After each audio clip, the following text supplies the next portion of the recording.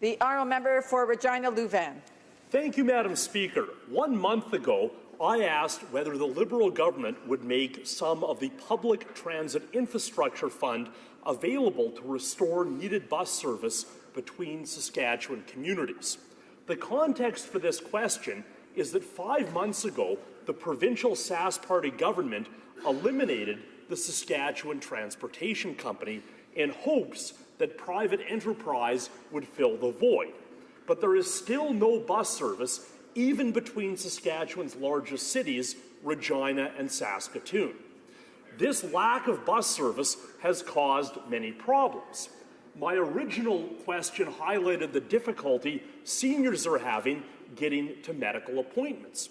And just today, the media reported on a message from Saskatchewan's Deputy Minister of Health. Quote, "Do we coordinate medical taxis or other transportation with federal government that mitigates STC loss?" End quote. Now, Madam Speaker, it would be interesting to know how much the Government of Canada has had to spend on medical taxis in Saskatchewan since the closure of STC. And wouldn't that money be better spent sustaining bus service? Which brings me to the Public Transit Infrastructure Fund. Now, of course, this fund is mostly about public transit in urban areas. But when the Liberal government unveiled this program, it included a lot of language about meeting the unique infrastructure needs of rural and remote communities, which leads me to believe that some of this money should be available to support intercity bus service in Saskatchewan to connect our communities. This year's budget provided $20 billion to the Public Transit Infrastructure Fund and allocated it between provinces according to a formula of 30% population and 70% existing transit ridership. Now, Madam Speaker, Saskatchewan has more than 3% of Canada's population, but we have less than 1% of Canada's existing transit ridership. So according to this formula, we receive only about 1.5% of federal transit funding. In other words, only about half of our per capita share of the money. Most federal transfer programs to provinces are allocated on a purely per capita basis. So the good news is that Saskatchewan is going to receive about $320 million from the Public Transit Infrastructure Fund. The bad news is that according to our population, we should be receiving more like $640 million.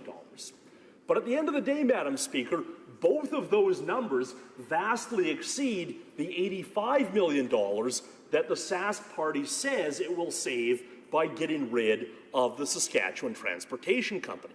So, Madam Speaker, it should be possible for Saskatchewan to receive our fair share of the Public Transit Infrastructure Fund and to use a portion of that money to sustain and restore needed bus service between our communities. Thank you very much. The Honourable Parliamentary Secretary to the Minister of Infrastructure and Communities. That works. Thank you, Madam Speaker. His advocacy for the people of Saskatchewan. The Government of Canada is delivering on our historic infrastructure plan, as he well knows, the Investing in Canada plan, which is investing more than $180 billion over 12 years in Canada. We've made public transit infrastructure a priority through our infrastructure plan. The first phase of the plan focused on the repair and rehabilitation of public transit system and also funded the design and planning stages of new large-scale projects. As a matter of fact, in connection with the first phase of our infrastructure plan, we've invested more than $29 million in public transit projects in Saskatchewan. Projects like the renewal and improvement of the Saskatoon fleet, the replacement of 17 buses and 19 paratransit buses in Regina, and the replacement of public transit conventional buses in Moose Jaw. And since November 2015, Madam Speaker, under all of our programs, we have supported 154 projects worth more than $515 million in combined funding with our provincial and municipal partners in Saskatchewan. We are working closely with the provinces to fund the priorities they identify. Our programs are designed to support modernization and improvement of public transit networks in communities across the country.